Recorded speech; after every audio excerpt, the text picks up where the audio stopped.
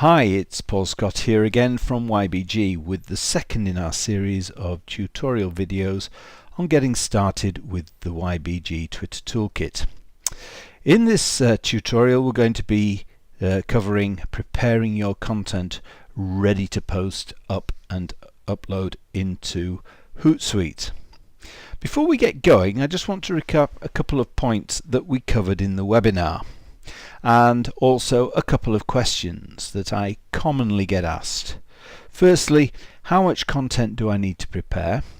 And secondly, how often should I post? Well, let's just look first of all at the Twitter timeline and see and address those two particular questions.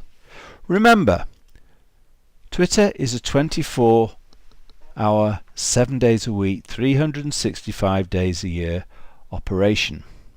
So when you put a particular tweet out, it goes onto the Twitter timeline. If you put a tweet out every hour, it would then post them out every hour onto the Twitter timeline. The key thing is, when does your audience look at Twitter? And also, how many people are they following? Because if they're, for example, following 5,000 people and they go on for an hour a day, those 5,000 people are going to be tweeting all the time, and that's a lot of tweets going onto their timeline. So there's a good chance that they will miss your tweet, particularly if you've only posted one an hour. So at the other end of the scale, you could pick, for example, a 1 hour period and upload tweets that will post every 5 minutes. That's going to give you a much higher density and a much better chance, if you know that your audience are going to be looking between 9 AM and 10 AM in the morning and you're posting every 5 minutes, there's a good chance they're going to see one of your posts. So those are the two key components. Remember, if you post every 5 minutes, that's 288 tweets in a day. If you post every 20 minutes, that's 72. So you've got to reach a balance, and at the same time understand that you can only upload 350 tweets in Hootsuite up into your into any particular account, so there's a balance to be reached.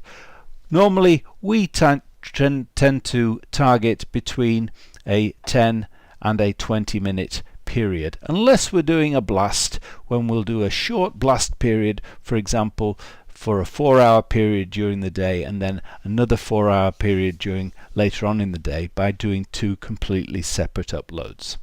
So that's really about the Twitter timeline. Now let's just go back to the structure of the tweet that we were looking at in the webinar. There were 5 elements to it, and as I explained, we tend to only use the first 3. Obviously the tweet content itself, the hashtags, the URL shortener, which is going to be the call to action that will link it to our website. We tend not to use the picture URL and the Twitter handle tag, because they tend to take up too much space in the tweet, but also they tend not to be handled particularly well by Hootsuite at the moment. So first of all, the tweet content.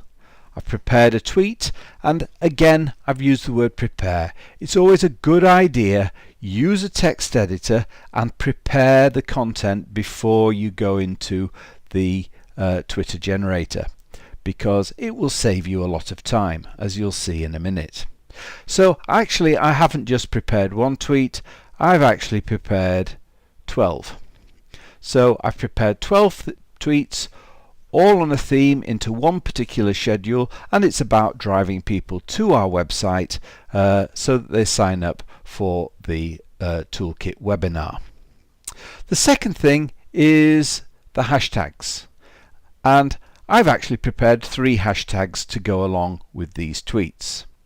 And again, I've prepared 6 versions of those hashtags. I've rearranged the words 6 times because, if you remember your maths back from school days, three words can be rearranged a total of 6 times. It's factorial 3. 3 times 2 times 1, which is 6. If you had 4 tweets, 4 hashtags, it would be 24. If you had 5, it would be 120 variants. So 120 is a bit over the top, so we tend to recommend either 3 or 4. And finally, the URL shortener. As I explained in the webinar again, the URL shortener is important because again it will save you time when you're uploading. If Hootsuite doesn't have to do the shortening for you, you've pre-done it, it will speed up the whole process.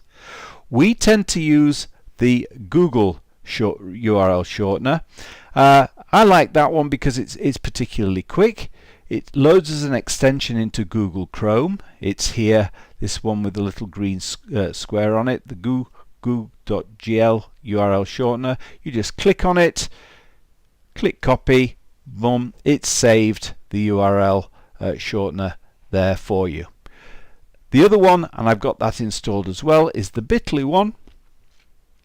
Operates in a very similar way. You click on it, copy the bit link, and again that copies into the memory of your computer. You can then paste it in there.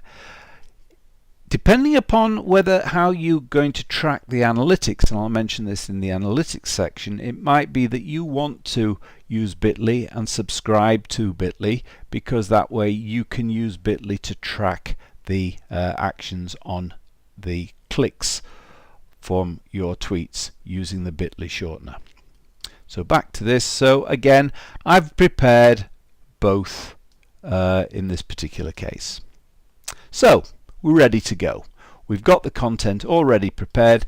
Let's upload it into our Twitter generator. There's where we left off from the installation. If you remember, we set up 2 schedules. I'm going to create content into schedule 1. So double click on the Twitter generator, enable the macros, and we've now got the Twitter generator control panel. I'm going to go straight into the content tab, and you'll see there's some sample content there already. So I'm just going to select that sample content and right click, clear the contents to clear it all up and ready. So there's our text files. So I'm going to first of all select the first tweet. I'm going to copy it, go into my spreadsheet and paste it in. I'm going to do the same with the hashtags. The first hashtag, in and paste it in, and I'm going to do the same with the shortened URL and paste it in again. All done. 1. I could keep doing that for the second tweet and the third tweet and the fourth tweet, but because we've used 3 variants on the hashtags, what we can do is we can upload all 6 of the hashtags rather than just the 1. We can copy and paste. Now I mentioned copy and paste here. I'm going to copy that and paste that into the other cells there. Word of warning here, use copy and paste, don't use the drag down from the copy handle here, because if there's a number at the end it will increment the number and it will corrupt the shortened URL. And then I will do it here, I will just drag down there. So now we've got 6 tweets in there already. For the second one I can do the same thing, except now I can speed things up. I can put in the tweet, I can select this time both columns and copy, click and paste in there, drag down, and there's the second lot prepared. Let's do that quickly again. We can select the tweet, paste it in, copy, paste it in, drag down, and so on and so forth for all of the tweets. What I've done is I've actually prepared, to speed things up for the tutorial, I've actually prepared all of the remaining tweets in there, so I'm just going to paste those in so that it fills up the spreadsheet, and you can see now we've got 72 tweets, all there prepared very quickly. They're in a particular order, that doesn't matter at this particular point. That's great. So what next? Next is let's check them. And important that we check, and we check two things. First of all, in column D here, we check that we haven't got any over 140 characters, because that will block it being uploaded into Hootsuite. But if we also click the duplication check, it will sort them into order, and if there are any duplicates there, it will flag with an oops here. Just to show you, let's go into here, let's take a tweet, let's just change it so that they've got the same the same hashtag combination on number 13 and number 14. Go back to the check, run the duplication check again, and there we've got an oops in there, and you'll see it's in number 13 and number 4. Well, 13 and 14 are duplicated. So that will check. If that happens, you need to look at the number of the tweet, go back into the content and change it so that those two are different. Go back in and check it again. Okay, so that's it for this stage. Back to the control panel. We've prepared our content. The next webinar the next tutorial will be about preparing the post and generating the tweets. So that's all for now. This is Paul Scott from YBG. Hope you enjoyed it and hope you found the tutorial useful.